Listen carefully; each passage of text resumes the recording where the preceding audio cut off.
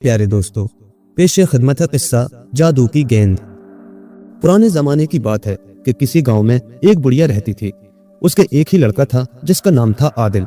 ये बचपन ही से काफी होशियार था। उस वक्त उसकी उम्र कोई 13 साल की होगी कि अचानक उसके बाप का इंतकाल हो गया। अब घर की तमाम जिम्मेदारियां आदिल के सर पर आ पड़ी। उसने अपनी माँ से मशवरा करके अपनी गुजर औकात के लिए एक गाय खरीद ली। आदिल दिन भर अपनी गाय को जंगल में ले जाकर चराता, उसका दूध फरोख्त करके घर का तमाम खर्चे चलाता। एक रोज शाम को जब आदिल अपने घर को लौट रहा था तो उसने देखा कि कुछ सिपाही गांव के चंद लोगों को गिरफ्तार करके अपने साथ लिए जा रहे हैं। आदिल ने घर आकर अपनी माँ से पूछा कि सिपाही गांव के लोगों को क्यों पकड़कर ले जा रहे हैं। तो उसकी माँ ने जवाब दिया, बेटा, हमारे बादशाह ने सिपाही लगान वसूल करने के लिए भेजे थे। जिन लोगों ने लगान दे दिया उनको छोड़ दिया, मगर जिनके पास लगान देने को ना था उनको गिरफ्तार करके बादशाह के पास ले गए हैं। कल वही सिपाही चौकीदारे के रुपये वसूल करने आएंगे। आदिल ने हैरत से पूछा, माँ, ये चौकीदारा क्या बला है? आदिल की माँ बोली, बेटा, रात को चौकीदार और सिपाही गश्त करते फिरते हैं ताकि डाकू डाका न डाल सकें। इसको चौकीदारा कहते हैं और ये साल भर में वसूल किया जाता है। कल हमारे घर भी सिपाही आएंगे। मैं भी यही सोच रही हूँ कि हम क्या करेंगे। हमारे पास तो इतनी पूंजी भी नहीं है कि हम चौकीदारा अदा कर सकें। आदिल को ये बात सुनकर बहुत रंज हुआ, मगर फौरन संभल कर बोला, माँ, फसल की तैयारी पर आधा अनाज तो बादशाह के सिपाही जबरदस्ती गांव वालों से छीन कर ले जाते हैं। बाकी अनाज में वो बेचारे पूरे 1 साल गुजारा करते हैं। ये लोग अनाज फरोख्त नहीं करते तो लगान कहाँ से दें? इसी सूरत से जो गरीब लोग हैं, जिनके घर में एक वक्त पेट भरकर रोटी खाने को नहीं, उन्हें डाकुओं का क्या डर? इस बात का डर तो मालदार लोगों को होना चाहिए और उन्हीं से बादशाह को चौकीदारा वसूल करना चाहिए। खैर, मैं कल बादशाह के दरबार में जाऊंगा, उस जालिम के कानों में ये सब बातें डालूंगा, उसको गांव के लोगों की हालत से खबरदार करूंगा। अगर उसने मेरी बात मान ली तो ठीक, वरना मैं बादशाह के खिलाफ आवाज बुलंद करूंगा, ख्वाह इस काम में मेरी जान ही क्यों न चली जाए। आदिल की माँ ये सुनकर बहुत घबराई। उसने आदिल को बहुत कुछ समझाया बुझाया, मगर उसकी समझ में एक न आई। इसी तरह बातें करते करते रात काफी हो गई। ये दोनों माँ बेटे सो गए। अगले रोज आदिल सुबह सवेरे उठा। उसने जल्दी जल्दी कपड़े बदले और माँ से चलने की इजाजत मांगी, लेकिन माँ ने इजाजत देने से इनकार कर दिया। उसने आदिल से कहा कि बादशाह बहुत जालिम है, वो तुमको जरूर कत्ल करवा देगा। आदिल ने अपनी माँ की ये बात सुनकर फौरन कहा, माँ, मेरी जान जाकर अगर 10 आदमियों का भला होता है तो कोई परवाह नहीं। मैं पक्का इरादा कर चुका हूँ, जरूर जाऊंगा। आप मुझे खुशी से इजाजत दे दें। आदिल की जिद देखते हुए उसकी माँ की आंखों में आंसू आ गए और उसने मजबूरन उसको इजाजत दे दी। आदिल ने माँ से इजाजत मिलते ही माँ को सलाम किया और शहर के लिए रवाना हो गया। उसकी माँ बहुत दूर तक खड़ी अपने चांद से बेटे आदिल को देखती रही। शहर से गांव काफी फासले पर था। आदिल चौके पैदल सफर कर रहा था। उसको रास्ते ही में शाम हो गई। पहले तो उसको बहुत खौफ मालूम हुआ और दिल में सोचने लगा कि इतने बड़े जंगल में जहाँ अंधेरा ही अंधेरा है, वो रात कैसे बसर करेगा। अचानक उससे बहुत दूर रोशनी नजर आई। आदिल उस रोशनी को देख बहुत खुश हुआ और जल्दी जल्दी कदम उठाता हुआ रोशनी की तरफ चल पड़ा। चलते चलते ये उस जगह पहुंच गया जहां से रोशनी नजर आ रही थी। यहाँ उसने एक बहुत उम्दा और खूबसूरत मकान देखा। डरते डरते ये उस मकान के दरवाजे तक पहुंचा।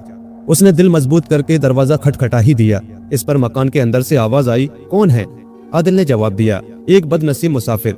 ये इतना कहने ही पाया था कि अंदर से फिर आवाज आई, अंदर आ जाओ। ये जवाब सुनते ही आदिल ने दरवाजे का किवाड़ खोला और अंदर दाखिल हो गया। उसने देखा कि मकान के अंदर एक बुढ़िया जमीन पर बैठी हुई रो रही है। नजदीक ही पलंग पर एक नौजवान बेहोश पड़ा हुआ है। आदिल को देखकर ये बुढ़िया और घबरा गई। आदिल ने फौरन ही कहा, घबराओ नहीं, मैं एक मुसाफिर हूँ और रात बसर करने के लिए यहाँ आया हूँ। अगर आप इजाजत दें तो मुझ पर बड़ा एहसान होगा। इतनी देर में नौजवान होश में आ गया। उसने आदिल से पूछा, तुम कौन हो और कहाँ जाओगे? आदिल ने तमाम कहानी शुरू से आखिर तक सुना डाली। ये सब बातें सुनकर नौजवान ने आदिल के साथ हमदर्दी का इजहार किया और ये भी वादा किया कि तुम्हारे साथ ही मैं भी बादशाह के पास जाऊंगा, क्योंकि मुझे कल बादशाह ने बुलाकर कहा था कि शहजादी की शादी होने वाली है, इसलिए तुमको अपनी फसल का अनाज हमें देना होगा। अब आदिल तुम ही बताओ कि तमाम अनाज हम कैसे दे दें? साल भर तक कैसे गुजर करेंगे? आदिल ने सुनकर कहा कि ये वाकई तुम्हारे ऊपर बड़ा जुल्म होगा, मगर तुम वहां जाकर क्या करोगे? मैं जा रहा हूँ, जो कुछ होगा देखा जाएगा। आदिल ने काफी मना किया, मगर वो एक न माना। आखिर तंग आकर आदिल ने कहा कि तुम पहले अपनी माँ से इजाजत ले लो, तब मैं तुम्हें अपने साथ ले चलूंगा। ये बात सुनकर नौजवान ने अपनी माँ से इजाजत ली और आदिल के साथ बादशाह के महल की तरफ रवाना हो गया। कुछ दूर चलकर आदिल ने कहा, मियाँ, तुम्हारा नाम क्या है? इस पर नौजवान ने कहा, मुझे अनवर कहते हैं। इसी तरह बातें करते करते तमाम दिन सफर में गुजर गया और शाम तक ये महल के नजदीक पहुंच गए। रात तो उन्होंने नजदीक की एक सराय में गुजारी। सुबह को जब दरबार लगा तो इजाजत हासिल करके ये दोनों बादशाह तक पहुंचे। बादशाह ने उनसे आने का सबब पूछा तो आदिल ने बड़े अदब के साथ अपना मतलब बयान किया और साथ ही साथ गरीबों पर रहम करने की दरख्वास्त भी की। लेकिन बादशाह की समझ में एक बात ना आई। एकदम उन दोनों पर आग बबूला होकर कहने लगा, कुत्ते कहीं के, हमें सबक देने आए हैं, जैसे हम बिल्कुल बुद्धू हैं, हमारी आंखें बंद हैं। ले जाओ इन कमबख्तों को कैद खाने में डाल दो। उन दोनों ने बहुत आंसू बहाए, मिन्नत तो खुशामद की, मगर बादशाह के आगे उनकी एक न चली। किसी को उन पर तरस न आया। सिपाही उन दोनों को बुरी तरह घसीटते हुए दरबार से ले गए और कैद खाने में डाल दिया। इत्तेफाक की बात कि अचानक शहजादी महल से गायब हो गई और ये खबर आनन फानन में आग की तरह शहर में फैल गई। बादशाह ने वजीर को बुलाकर कहा कि 24 घंटे के अंदर अंदर शहजादी का पता लगाना जरूरी है, वरना तुम्हारी गर्दन उड़ा दी जाएगी। वजीर इस हुक्म को सुनकर बहुत घबराया। उसने भी सोचा कि बादशाह बहुत जालिम है, इतनी मुद्दत में ना तो शहजादी का पता चलेगा और ना हम जिंदा व सलामत नजर आएंगे। सब्र करके बेचारा मायूस गर्दन झुकाए हुए वापस लौटा और उसने तमाम रियाया में मुनादी करवा दी कि जो भी शख्स शहजादी का पता लगाएगा उसको सोने और चांदी में तौल दिया जाएगा। लेकिन किसी में इतनी हिम्मत ना थी कि वो शहजादी को वापस ला सके, क्योंकि उसको महल से एक जादूगर उठाकर ले गया था। ये खबर आदिल के कान में पहुंची। उसने सिपाही से कहा, मियाँ तुम बादशाह से कहकर इजाजत दिलवा दो, फिर तो हम उस जादूगर को देख लेंगे जो शहजादी को उठाकर ले गया है। पहले पहले तो सिपाही ने यह समझा कि ये दोनों कैदी इस बहाने से भागना चाहते हैं, लेकिन सिपाही ने उसकी इत्तला बादशाह को पहुंचा दी। इस खबर से बादशाह का चेहरा खिल उठा और फौरन ही उसे दरबार में पेश करने का हुक्म दिया। सिपाही हुक्म मिलते ही कैद खाने आया और आदिल को अपने साथ लेकर दरबार में चला गया। चलते वक्त अनवर ने कहा, भाई मुझे ना भूल जाना, अगर मुझे साथ ले लो तो तुम्हारी कुछ न कुछ मदद ही करूंगा। ये सुनकर आदिल ने अनवर को तसल्ली दी और खुदा हाफिज कहकर चला गया। दरबार में जिस वक्त आदिल गया तो बादशाह ने कहा, तुम्हें हमारी तरफ से इजाजत है कि तुम शहजादी को जादूगर से छुड़ा कर लाओ, मगर हमारी एक शर्त है और वो ये कि अगर तुम 40 रोज के अंदर अंदर वापस ना आए तो तुम्हारी माँ को कत्ल करवा दिया जाएगा। आदिल ने इस शर्त को कबूल करते हुए कहा, क्या ही अच्छा हो कि आलीजा अब मेरे साथी अनवर को मेरे साथ जाने की इजाजत दे दे। अगर वो मेरे साथ रहा तो शहजादी को जल्दी हासिल कर लिया जाएगा, वरना देर लगेगी। बादशाह ने कैद खाने से अनवर को बुलाकर आदिल के हवाले करते हुए कहा, जाओ खुदा तुम्हें कामयाब करे, मगर मेरी शर्त को ना भूल जाना। ये दोनों बादशाह को सलाम करके जंगल की तरफ रवाना हो गए। उनको जादूगर की तलाश में 3 दिन गुजर गए, मगर जादूगर का पता न चल सका। आखिर चौथे रोज ये एक पहाड़ की तरफ रवाना हो गए। यहाँ पहुंचकर उनको एक गार दिखाई दिया। उस गार के पास ही एक बहुत बूढ़ा आदमी नजर पड़ा, जो सर से लेकर पांव तक सफेद था। उसके नाखून इतने बड़े बड़े थे कि वो आगे से मुड़ गए थे। सर के बाल एड़ी तक और दाढ़ी के बाल घुटनों से नीचे आ गए थे। ये बूढ़ा आंखें बंद किए बैठा था। आदिल और अनवर हिम्मत करके उसके नजदीक पहुंचे। उनके पैरों की आहट से बूढ़े ने आंखें खोल दी और ताज्जुब में रह गया। बूढ़े ने उनसे सवाल किया कि तुम दोनों यहाँ क्यों आए हो। ये सुनकर आदिल ने तमाम वाकया बूढ़े को सुनाया। बूढ़े ने बहुत देर गौर करने के बाद कहा, बेटा जिस इरादे से तुम आए हो वो बहुत ही खतरनाक काम है, बेहतर तो ये है कि तुम वापस चले जाओ। इस पर आदिल ने जवाब दिया, बाबा ये तो हम भी जानते हैं कि ये काम आसान नहीं है, लेकिन हम जो कुछ कर रहे हैं वो सिर्फ अपने लिए ही नहीं बल्कि इस कामयाबी पर तमाम गांव वालों का भला होगा। हर साल जो अनाज उनसे छीना जाता है वो बंद हो जाएगा, तो फिर इस नेक काम में अगर मेरी जान भी चली जाए तो मुझे परवाह नहीं। आदिल की इस बात का बूढ़े के दिल पर बहुत असर हुआ। बूढ़े ने आदिल की आंखों में आंखें डालकर बड़े गौर से देखा और मुस्कुराता हुआ अपनी जगह से उठा और आदिल के कंधे पर हाथ रखकर उसको गार में चलने के लिए कहा। अनवर एकदम पीछे हट गया। इस पर आदिल ने अनवर को ललकार कर कहा, क्यों इतने डरपोक हो? पीछे हटना बहादुरों का काम नहीं, आओ मेरे साथ, डरो नहीं, मैं भी तो गार में जाऊंगा। अनवर खिसियाना सा होकर आदिल के साथ हो लिया। जब ये तीनों गार में पहुंच गए तो बूढ़े ने कहा, बेटा मालूम होता है कि तुम दोनों भूखे हो। इसके बाद बूढ़े ने एक ताक में से रोटी की डलिया उठाई और उन दोनों के सामने लाकर रख दी। ये भूखे तो थे ही, बुरी तरह रोटी पर टूट पड़े। लेकिन अचानक ही आदिल का चेहरा कुमला सा गया, इसलिए कि डलिये में सिर्फ एक ही रोटी थी। बूढ़े ने आदिल की ये हालत देखकर कहा कि घबराओ नहीं बेटा, सब्र करके इसको खाओ। जिसने ये एक रोटी दी है और भी देगा। ये दोनों रोटी खाते रहे, मगर डलिया में एक रोटी बदस्तूर मौजूद थी। यहाँ तक कि इन दोनों का पेट भर गया। ये दोनों एक दूसरे की शक्ल को हैरत से देख रहे थे। बूढ़े ने इनके सर पर हाथ फेरते हुए कहा, क्यों बच्चों, तुम्हारा पेट भर गया? इस पर उन दोनों ने जवाब दिया, जी हाँ, खुदा का शुक्र है कि पेट भर गया है। बूढ़े ने डलिया उठाकर फिर ताक में रख दी और उन दोनों से मुखातिब होकर कहा कि ये डलिया मैं रख रहा हूँ, जब तुम्हें भूख लगे उठाकर खा लेना। और हाँ, आज रात तुम दोनों यहाँ कयाम करो, कल सुबह चले जाना। अगर हो सका तो मैं भी तुम्हारी कुछ न कुछ मदद करूंगा। ये बात उन दोनों की समझ में आ गई और दोनों एक कोने में लेट गए। चूंकि दिन भर के थके हुए थे और खाना भी उन्हें कोई 3 दिन बाद मिला था, तो इसका ऐसा नशा सवार हुआ कि लेटते ही नींद आ गई और ऐसे सोए कि सुबह ही को आंख खुली। आंख खुलने पर उन्होंने देखा कि बूढ़ा आंखें बंद किए कुछ पढ़ रहा है। انہوں نے جلدی جلدی منہ ہاتھ دھویا اور اس بوڑھے کے نزدیک آ کر بیٹھ گئے۔ تھوڑی دیر بعد بوڑھے نے آنکھیں کھولی تو عادل اور انور نے ایک ساتھ سلام کیا۔ بوڑھے نے ان دونوں کو دعائیں دیتے ہوئے کہا، بچوں ڈلیا اٹھا کر لاؤ اور روٹی کھا لو۔ عادل نے اٹھ کر ڈلیا کی طرف ہاتھ بڑھایا تو دیکھتا کیا ہے کہ آج روٹی کے بجائے اس میں ہر طرح کی مٹھائی رکھی ہوئی تھی۔ ان دونوں نے خوشی خوشی مٹھائی کھائی۔ جب مٹھائی سے پیٹ بھر گیا تو عادل نے کہا کہ بابا اب ہمیں یہاں سے رخصت ہونے کی اجازت دے۔ بوڑھے نے باخوشی ان دونوں کو اجازت دے کر خدا حافظ کہا اور ایک صندوق میں سے ایک گیند نکال کر دی اور عادل سے کہا کہ یہ گیند جادو کی ہے جو ہر مصیبت میں تمہارے کام آئے گی۔ لو یہ گیند رکھو اور جادوگر کے محل کی طرف چلے جاؤ۔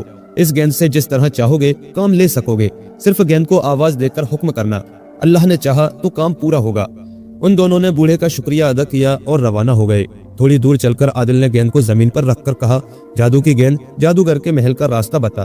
اتنا کہتے ہی گیند ایک طرف کو چلنے لگی۔ یہ دونوں اس کے پیچھے پیچھے چل پڑے۔ اسی طرح 8 دن کے سفر کے بعد یہ دونوں جادوگر کے محل تک پہنچ گئے اور چھپتے چھپاتے محل میں داخل ہوئے۔ انہوں نے دیکھا جادوگر ایک پلنگ پر پڑا سو رہا ہے۔ اس کے سوا محل میں ان کو کوئی نظر نہیں پڑا۔ پہلے تو شہزادی کے نہ ہونے پر یہ دونوں پریشان ہوئے، لیکن عادل نے جیب سے گیند نکالی اور زمین پر رکھتے ہوئے کہا، جادو کی گیند بتا شہزادی کہاں ہے، ہمیں وہاں لے چل۔ گیند اپنی جگہ سے ہلی اور ایک طرف کو چل دی۔ چلتے چلتے یہ ایک کمرے کے نزدیک جا کر رکی، مگر یہاں شہزادی نہیں تھی۔ یہ دونوں ایک دوسرے کے منہ کو کافی دیر تک تکتے رہے۔ ایک دم انور اچھلا اور کہنے لگا، دیکھو عادل، یہاں تہ خانہ ہے، معلوم ہوتا ہے کہ شہزادی اس جگہ قید ہے، چلو اس میں چل کر دیکھیں۔ یہ دونوں ہمت کر کے اس تہ خانے میں داخل ہوئے تو کیا دیکھتے ہیں کہ شہزادی ایک طرف کونے میں بیٹھی ہوئی رو رہی ہے۔ یہ دونوں دبے دبے پاؤں شہزادی کے پاس جا کر کھڑے ہو گئے، لیکن پھر بھی شہزادی کو ان کے پاؤں کی آہٹ پہنچ گئی۔ ان دونوں کو وہ اپنے پاس دیکھ کر حیرت میں پڑ گئی۔ شہزادی کو حیرت زدہ دیکھ کر عادل نے کہا، شہزادی آپ گھبرائے نہیں، ہم آپ کے ہمدرد ہیں، آپ کو اس جادوگر کے پنجے سے چھڑانے آئے ہیں۔ شہزادی نے حیرت سے ان دونوں کی طرف دیکھا اور پوچھا، آپ کون ہیں؟ اس پر عادل نے کہا، میں عادل اور یہ انور ہے۔ آپ باتوں میں وقت ضائع نہ کریں بلکہ ہمارے ساتھ چلیں۔ یہ سن کر شہزادی ان کے ساتھ چل پڑی۔ ابھی انہوں نے دروازہ ہی پار کیا تھا کہ کسی نے بڑے زور سے آواز دی، لڑکو وہیں ٹھہرو، اگر ذرا بھی قدم اٹھایا تو جلا کر راکھ کر دوں گا۔ ان تینوں نے پلٹ کر دیکھا تو جادوگر موٹی موٹی آنکھیں نکالے ہوئے کھڑا تھا۔ شہزادی خوف سے کانپنے لگی اور ڈر کر ان دونوں کے پیچھے ہو گئی۔ جادوگر نے ان کو اپنے پیچھے آنے کے لیے کہا، مرتے کیا نہ کرتے، تینوں اس کے ساتھ ہو لیے۔ تھوڑی دور چل کر جادوگر ایک کمرے کے پاس رکا۔ اس نے شہزادی سے کہا، تم نے ان لڑکوں کے ساتھ بھاگنے کی کوشش کی تھی، اس لیے تم کو وہ سزا دوں گا جو تم بھی یاد کرو۔ جادوگر نے اوپر ہاتھ اٹھایا اور کچھ پڑھ کر شہزادی کی طرف پھونک مار دی۔ دیکھتے ہی دیکھتے شہزادی پتھر کی ہو گئی۔ اس کے بعد جادوگر نے ان دونوں سے کہا کہ تم تمام عمر یہاں قید رہو گے۔ جادوگر نے کمرے کا دروازہ بند کر دیا اور یہاں سے چلا گیا۔ تھوڑی دیر بعد عادل نے جیب سے گیند نکالی اور بولا، جادو کی گیند ہمیں اس قید سے آزاد ہونے کی ترتیب بتا۔ تھوڑی دیر میں ایک دیو سامنے آ کھڑا ہو گیا اور کہنے لگا، حضور کیا حکم ہے؟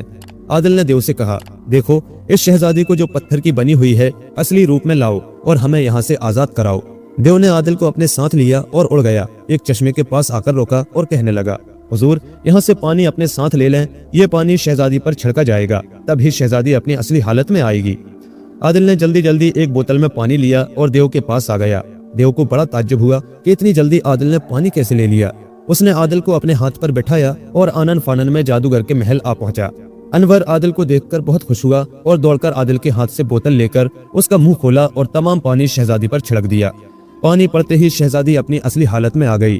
اس نے عادل کا بہت بہت شکریہ ادا کیا اور کہا، یہاں سے جلدی بھاگ چلو، کہیں ایسا نہ ہو کہ پھر جادوگر آ جائے۔ یہ سن کر عادل نے دیو سے کہا، ہمیں وہاں لے چل جہاں وہ بزرگ رہتے ہیں جنہوں نے ہمیں گیند دی تھی۔ دیو نے ایک ہاتھ پر عادل کو، دوسرے پر شہزادی کو اور پیٹھ پر انور کو بٹھا کر ادھر ہی کو اڑ چلا جدھر وہ بابا رہتے تھے۔ دیو ابھی تھوڑی ہی دور چلا ہوگا کہ عادل نے پیچھے مڑ کر دیکھا تو اسے معلوم ہوا کہ جادوگر ان کا پیچھا کر رہا ہے۔ تو عادل نے جیب سے گیند نکال کر جادوگر کے ماری، جس سے وہ جل کر راکھ ہو گیا۔ گیند واپس آ گئی۔ یہ دیکھ کر شہزادی کے دم میں دم آیا۔ دیو تھوڑی دیر کے بعد اسی بزرگ کے پاس جا کر رکا۔ عادل اور انور دوڑ کر اس کے سینے سے چمٹ گئے۔ عادل نے ان بزرگ کو تمام قصہ شہزادی کا سنایا۔ شہزادی بھی ان بزرگ کی ٹانگوں سے لپٹ گئی۔ بوڑھے بابا نے ان تینوں کو دعائیں دیتے ہوئے کہا، اب 40 دن پورے ہونے کو آ گئے ہیں، تم لوگ جلدی پہنچنے کی کوشش کرو۔ ان تینوں نے بابا کا شکریہ ادا کیا اور خدا حافظ کہہ کر عادل اور شہزادی دیو کے ہاتھوں پر بیٹھے۔ انور اپنی پرانی جگہ دیو کی پیٹھ پر سوار ہوا۔ اس کے بعد دیو اڑا اور آنن فانن میں دیکھتے ہی دیکھتے بادشاہ کے محل جا پہنچا۔ شہزادی کے محل میں جاتے ہی خوشیاں منائی جانے لگی۔ بادشاہ نے عادل اور انور کا شکریہ ادا کیا اور کہا کہ آج سے تمہارے سارے گاؤں کا لگان معاف کیا۔ اس کے ساتھ ساتھ بادشاہ نے یہ بھی اعلان کرا دیا کہ آئندہ سے کسی غریب سے کوئی ٹیکس وصول نہ کیا جائے گا۔ عادل نے بادشاہ سے درخواست کی کہ اب اسے اپنے گھر جانے کی اجازت دی جائے، مگر بادشاہ نے کہا، بیٹا عادل، میں اب بوڑھا ہو گیا ہوں، اس سلطنت کا کام تو اب تمہیں ہی چلانا ہوگا، تم یہاں سے نہیں جا سکتے۔ بادشاہ نے عادل اور انور کی ماؤں کو بھی محل میں بلوا لیا اور شہزادی کی شادی بھی عادل کے ساتھ کر دی۔ جب بادشاہ ان سب کاموں سے فارغ ہو گیا تو اس نے عادل کو تخت پر بٹھا کر اس کی بادشاہت کا اعلان کروا دیا اور خود یاد الہی میں مشغول ہو گیا۔ عادل نے انور کو اپنا وزیر مقرر کیا اور یہ سب ہنسی خوشی زندگی بسر کرنے لگے۔